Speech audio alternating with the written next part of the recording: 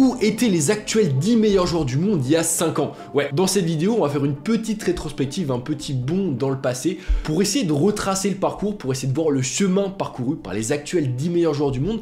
Et vous allez voir, c'est assez intéressant parce qu'il n'y a vraiment pas une histoire similaire. Il y a certains joueurs, il y a 5 ans, qui étaient déjà au top niveau, et ça montre vraiment la longévité, la persévérance au plus haut niveau de certains qui est assez folle. Il y en a d'autres qui étaient complètement au bord du gouffre, qui étaient remplaçants, qui étaient considérés comme des flops, et qui depuis ont fait preuve d'énormément de courage et de résilience pour revenir et pour s'imposer. Et puis il y en a d'autres qui n'avaient que 12 ans, bon, pour ne pas spoiler Lamine Yamal. Mais bref, il y a tout un tas de parcours, tout un tas de chemins qui est super intéressant de retracer. Bref, vous allez voir, c'est super intéressant, on va même faire un peu plus que 10 joueurs, c'est parti.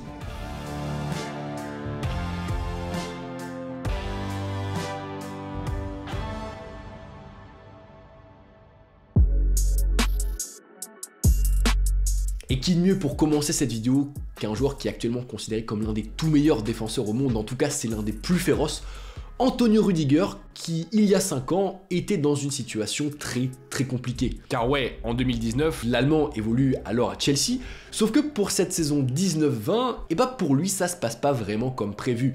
Car lourdement blessé à la fin de la saison précédente, et bien cette année-là, le boucher allemand enchaîne les rechutes et manque finalement plus de 7 mois de compétition. Et le problème c'est que à son retour, Rüdiger est méconnaissable, il manque clairement de confiance, il enchaîne les erreurs et les sautes de concentration qui vont coûter très cher à son équipe. À tel point qu'à l'été 2020, l'entraîneur de Chelsea, Frank Lampard, est clair, il ne compte désormais plus sur Rüdiger qu'il envoie sur le banc. Clairement, à ce moment-là, pour Rudy, la période est dure. En 4 mois, le défenseur ne fait que 2 petites apparitions en Première Ligue, ce qui est ridicule. D'ailleurs, il envisage même de quitter Chelsea. Sauf que finalement, tout va basculer en janvier avec le licenciement de Lampard et avec l'arrivée sur le banc de Thomas Tuchel, qui le relance complètement. He is fantastic. He's excellent and he keeps on improving even like from game to game and he's a key player for us. C'est simple, sous Thomas Tuchel, Rüdiger devient l'un des meilleurs remparts de PL, et après avoir offert aux Blues une Ligue des Champions, eh bien le Rock s'envole à l'été 2023 pour la chaleur espagnole et le Real Madrid, où depuis il a gagné à peu près tout ce qu'il est possible et imaginable de remporter.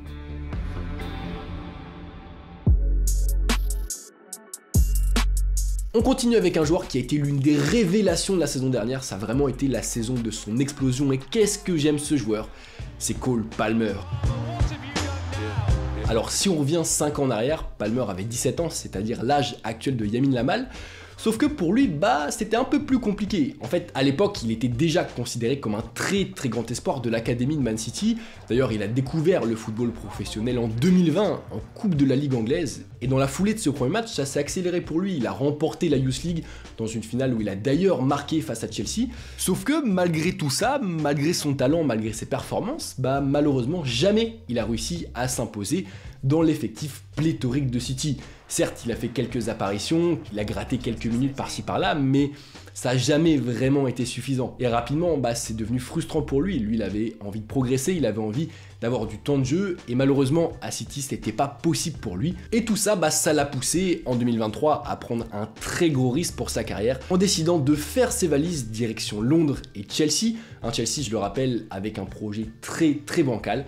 Sauf que ça va payer, parce qu'à Stamford Bridge, vous le savez, il est devenu la saison dernière un joueur absolument fabuleux, le fameux Cole Palmer qui a facturé 27 buts et 15 passes décisives toute compétition pour son premier cru avec les Blues, ce qui lui a permis aujourd'hui de faire partie des 15, peut-être même des 10 meilleurs joueurs au monde.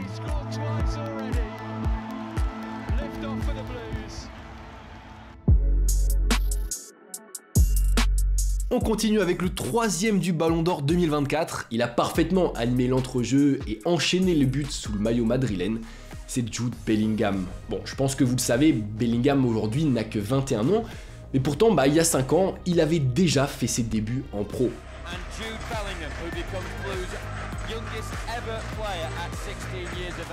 Ouais, c'est complètement fou. Il était alors déjà considéré comme l'un des plus grands cracks de sa génération. Et après donc avoir impressionné avec les U18 puis avec les U23 de Birmingham où il a été formé, eh bien le milieu de 16 printemps est devenu, à l'été 2019, le plus jeune joueur à porter les couleurs bleues et blanches en professionnel face à Portsmouth. Et pour Jude, ça s'est vraiment pas arrêté là, parce que seulement quelques semaines plus tard, il fait encore mieux contre Stoke, lorsque la blessure d'un de ses coéquipiers lui permet de fouler pour la première fois la pelouse de St Andrews dans une rencontre qu'il fait basculer.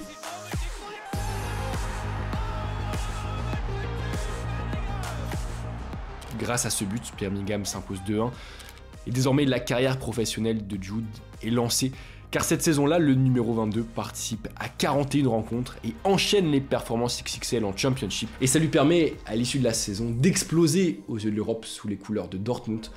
Puis désormais, depuis un peu plus d'un an, sous les couleurs du Real Madrid, qu'il a rejoint pour 100 millions d'euros, un montant qui est faramineux pour un joueur qui, au moment du transfert, n'avait que 19 ans, mais un montant qu'il a largement justifié depuis, puisque la saison dernière, il a notamment inscrit 23 buts pour 13 passes décisives, toutes compétitions confondues, ce qui logiquement cette année l'a placé comme l'un des grands favoris pour remporter le Ballon d'Or. On continue avec un de mes joueurs préférés qui a donc remporté contre toute attente et devant Vinicius Junior le Ballon d'Or. Alors pour certains c'était mérité, pour d'autres non. Personnellement, vu la saison qu'il a fait, vu son Euro, je trouve que c'est clairement pas un vol, mais c'est donc Rodri.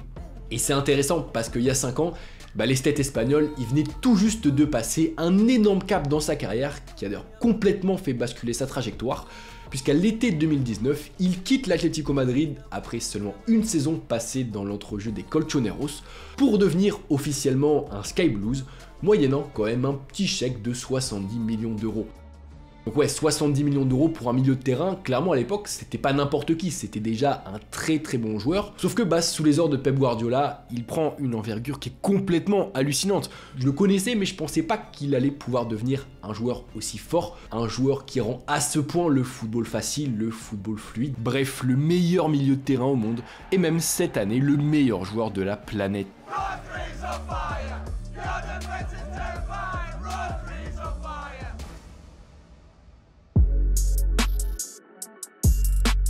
Après cette petite pause de football romantique, on enchaîne avec à nouveau un joueur que j'aime beaucoup, mais quand ça joue bien au football, c'est compliqué de pas aimer le joueur et ça peu importe dans quel club il évolue. Mais du coup, on enchaîne avec un buteur que je trouve pas mal sous-coté quand même, c'est Lautaro Martinez.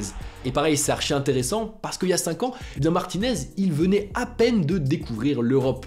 Et ouais, perso, je sais pas, avant de faire cette vidéo, j'avais l'impression que Martinez, ça faisait, 10 ans qu'il jouait sur le vieux continent. Mais en fait, pas du tout, ça fait pas si longtemps que ça qu'il arrive à l'Inter, puisqu'en fait, il s'est engagé à Giuseppe Meazza en 2018. Et après une première saison, donc en demi-teinte, l'Argentin de 21 ans explose lors de la saison 19-20, celle qui nous intéresse, au cours de laquelle il forme, à la pointe de l'attaque interiste, un duo létal offensivement et super complémentaire avec Romelu Lukaku, ce qui permet à Lautaro de finir cette saison avec 14 pions et 5 passes décisives.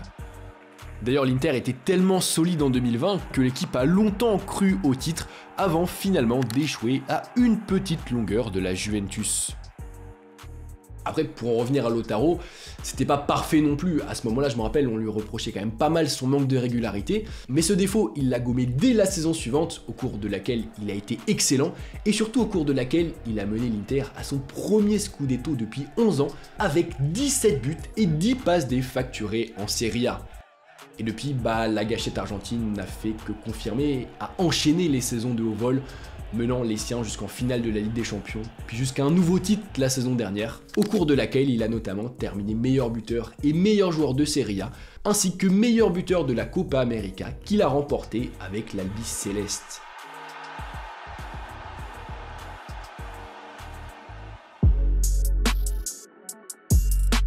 On passe maintenant à l'un des joueurs les plus précoces de cette vidéo, peut-être même l'un des plus précoces de l'histoire, c'est Lamine Yamal.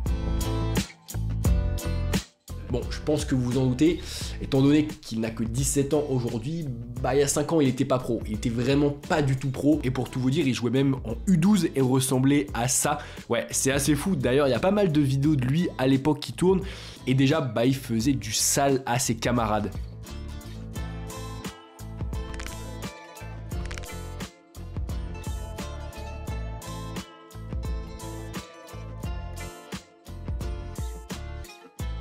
C'est quoi ce bordel? 3 ans et que c'est trop court. c'est violent, c'est très violent, je vous avais prévenu. Et évidemment, rapidement, il est surclassé avec les générations du dessus qui deviennent également très vite trop petites pour son talent qui est hors norme. Puis tout s'enchaîne très vite, à 15 ans seulement, il commence à s'entraîner avec les pros de Xavi. Puis fin avril, à 15 ans, 9 mois et 16 jours, il découvre les prés de la Liga face au Real Betis et devient alors le plus jeune joueur de l'histoire du Barça à faire ses débuts en pro en championnat, ce qui est plutôt pas mal quand on prend en compte le fait que le Barça est certainement le plus grand club formateur au monde. Et le pire, c'est qu'il s'est pas arrêté là, parce que la saison dernière, Lamine s'est imposé comme une pièce maîtresse de l'animation offensive Blaugrana, puis de la Roja, avec qui il a remporté l'été dernier un Euro où il termine meilleur passeur et meilleur jeune, et tout cela à seulement 17 printemps.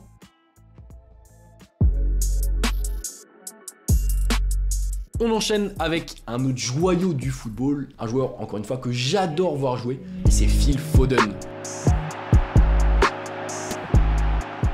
Et comme pour Yamal, comme pour Palmer, Foden, depuis qu'il est tout jeune, il est considéré comme un crack, comme un futur grand joueur. Sauf que pourtant, il y a 5 ans, c'était pas vraiment gagné pour lui. Alors certes, cette année-là, l'ailier anglais enchaîne à 19 ans sa 3e saison en pro. Dans un club comme City, c'est quand même pas mal, surtout qu'entre-temps, il est quand même devenu le premier joueur né dans les années 2000 à scorer en PL. Mais pourtant, malgré son talent qui est clairement délirant, on va pas se mentir, Phil a énormément de mal à s'imposer comme un boulon essentiel de l'équipe. Certes, il rentre très souvent, mais c'est quand même assez rare qu'il soit titulaire, et vu l'effectif de City, on comprend quand même pourquoi. Et d'ailleurs, cet effectif pléthorique, ça a poussé quand même pas mal de jeunes cracks Citizen à quitter l'Etihad Stadium pour aller chercher du temps de jeu ailleurs, c'est notamment le cas de Cole Palmer comme on l'a vu.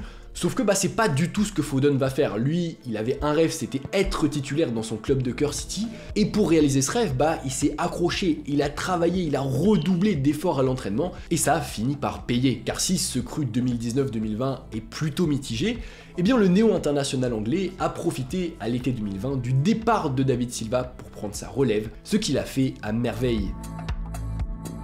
Car à partir de 2020 donc, Foden s'impose comme un titulaire régulier, puis même indiscutable du 11 des Sky Blues. Il enchaîne les bonnes performances, il marque de plus en plus, il fait de plus en plus de passes D, et à l'issue de cette saison 20-21, il est même élu meilleur jeune de PL, un titre qu'il remportera à nouveau la saison suivante, avant de remporter en 2023 la première Champions League de l'histoire de City, puis d'être élu l'année dernière meilleur joueur de Première Ligue, une véritable consécration.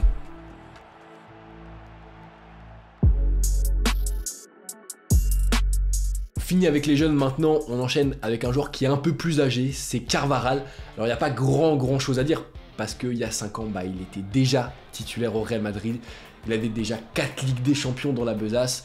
Cette saison-là, la saison 2019-2020, il soulève avec le Real la 2e Liga de sa carrière. Mais voilà, je trouvais intéressant d'en parler parce que ça montre que malgré depuis le fait qu'il a eu plusieurs grosses blessures, Carvajal il n'a pas arrêté, il est resté au plus haut niveau. D'ailleurs encore aujourd'hui, c'est l'un des patrons du vestiaire madrilène, mais aussi du vestiaire de la Roja.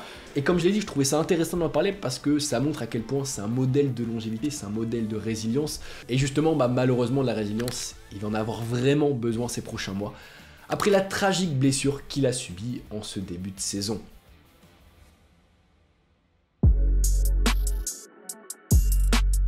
On poursuit maintenant avec le cyborg Erling Haaland, qui la saison dernière a été l'auteur à nouveau d'une saison hors norme. Et si c'est encore un joueur qui est jeune, il y a 5 ans, le Norvégien faisait déjà beaucoup parler de lui.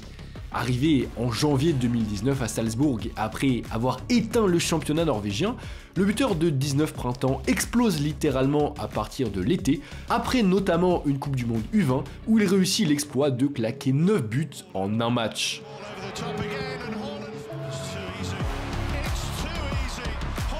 Ouais, c'est assez fou. Et dans la foulée, pour sa première saison pleine en Autriche, il claque 28 buts en 22 matchs, dont un triplé pour ses débuts en Ligue des Champions, à tel point qu'un an à peine après son arrivée au pied des Alpes, Haaland est déjà trop grand, il est déjà trop fort pour son club et pour le championnat autrichien, qu'il décide de quitter à l'hiver 2020 pour s'engager chez un autre pourvoyeur de talent au plus haut niveau, le Borussia Dortmund. Et la suite, vous la connaissez, à Dortmund, Haaland confirme son ascension express, il met l'Allemagne du football à ses pieds et est le Golden Boy en 2020, puis rejoint à l'été 2022 Man City, où il sera l'un des grands artisans du triplé légendaire des Sky Blues en 2023, Un triplé qui lui a permis, cette année-là, de terminer deuxième au Ballon d'Or.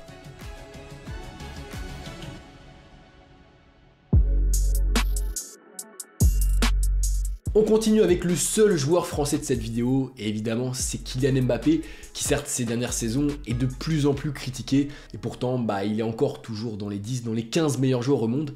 Et il y a 5 ans, malgré son jeune âge, c'était déjà le cas. Cette année-là, Kix sort même d'une des meilleures saisons de sa carrière.